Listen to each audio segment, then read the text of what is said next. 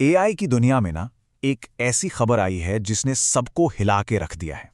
और ये खबर है एंथ्रोपिक के बारे में।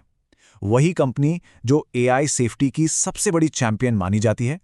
और उन्हीं से एक ऐसी गलती हो गई जिसके बारे में किसी ने सोचा तक नहीं था। और सच कहूं तो इस पूरी कहानी का जो सार है वो बस इसी एक लाइन में छिपा है। एक जबरदस्त मतलब कमाल की विडंबना। तो चलिए इस कहानी की परतों को एक एक करके खोलते हैं, बिल्कुल एक ब्रेकिंग न्यूज की तरह। जरा सोचिए, एआई की दुनिया की एक बहुत बड़ी, एक दिग्गज कंपनी, और उससे एक मैसिव डेटा लीक की खबर आती है। और देखिए, ये कोई छोटी मोटी कंपनी नहीं है। हम बात कर रहे हैं एंथ्रोपिक की, जिसकी वैल्यूएशन है $380 बिलियन। इससे आप अंदाजा लगा सकते हैं कि दांव पर कितना कुछ लगा था। और इस पूरे हंगामे की जड़ क्या थी? बस एक छोटी सी फाइल, सिर्फ 57 मेगाबाइट्स की। लेकिन इस छोटे से पैकेज के अंदर एक बहुत बड़ा तूफान छिपा हुआ था। और इस नन्ही सी फाइल के अंदर था क्या? टाइपस्क्रिप्ट कोड की 5 लाख से भी ज्यादा लाइनें। जी हां, सही सुना आपने, कंपनी का पूरा सीक्रेट खजाना। तो हुआ ये कि एंथ्रोपिक, जो कंपनी सेफ्टी फर्स्ट का झंडा लेके घूमती है, उसी ने गलती से अपने सबसे कीमती प्रोजेक्ट क्लॉड कोड का पूरा सोर्स कोड लीक कर दिया। अब बताइए, इससे बड़ी विडंबना क्या होगी? जो सेफ्टी के सबसे बड़े पैरोकार हैं, उन्हीं से इतनी बड़ी सेफ्टी चूट हो गई।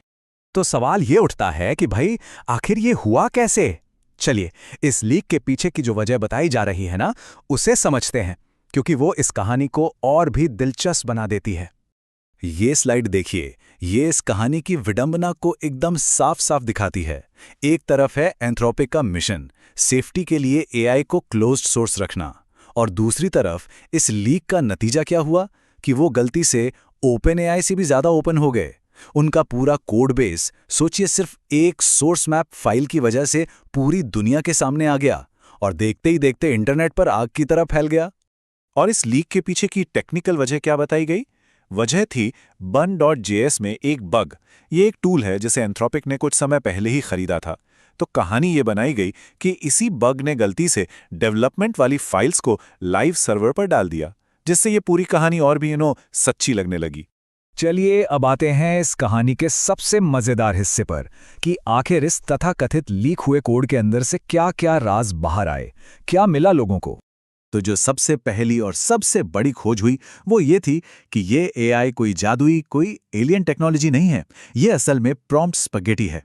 मतलब ये कोई अपनी समझ से नहीं चल रहा, बल्कि इसे इंसानों के लिखे हुए हजारों नियमों, निर्देशों और गार्ड रेल्स के सहारे चलाया जा रहा है।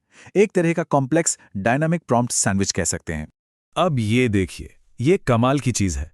कोड में एक फीचर मिला जिसका नाम था एंटी डिस्टिलेशन पॉइजन पिल्स। ये बेसिकली अपने सीक्रेट्स को बचाने का एक बहुत ही चालाक तरीका था। इसमें मॉडल क्या करता था कि जानबूझकर ऐसे नकली टूल्स का जिक्र करता था जो असल में है ही नहीं, ताकि अगर कोई दूसरी कंपनी इसके आउटपुट को कॉपी करके अपना मॉडल ट्रेन करने की कोशिश करे तो वो पूरी तरह से गुमराह हो जाए। जैसे कि ये अजीब सी line, "You're a big fat foy", ये एक पॉइजन पिल का परफेक्ट उदाहरण है। इसका कोई मतलब नहीं बनता है ना, पर ये किसी भी कॉम्पिटिटर के मॉडल का सिर चकराने के लिए काफी है। और ये भी पता चला कि इस एडवांस्ड एआई के पर्दे के पीछे कितने सिंपल तरीके इस्तेमाल हो रहे थे। जैसे कि एक रीजेक्स फ्रस्ट्रेशन डिटेक्टर। इसका काम बहुत ही सीधा था। ये बस यूजर के प्रॉम्प्ट में कुछ गालियों या गुस्से वाले शब्दों को ढूंढता था। क्यों? बस ये पता लगाने के लिए कि कहीं यूजर का एक्सपीरियंस खराब तो नहीं हो रहा। एक और चौंकाने वाला फीचर था अंडर कवर मोड। ये क्या करता था? ये क्लॉड को निर्देश देता था कि वो अपने जवाबों में, जैसे कमिट मैसेज में, कभी भी खुद का जिक्र ना करे, ताकि एआई का लिखा हुआ कोड भी इंसानी लगे। और इसको लेकर ये भी अटकलें लगने लगी कि क्या इसका असली मकसद ओपन सोर्स प्रोजेक्ट्स में चुपके से एआई का कोड डालना था। और बात यहीं खत्म नहीं हुई। कोड के अंदर से भविष्य के कई छिपे हुए प्रोजेक्ट्स की भी जानकारी मिली, जैसे बडी, जो एक डिजिटल पालतू जानवर जैसा एआई साथी होता, या कैपियारा नाम का एक बिल्कुल नया अनरिलीज मॉडल, और तो और डीमन मोड जैसी कुछ रहस्यमयी चीजें भी।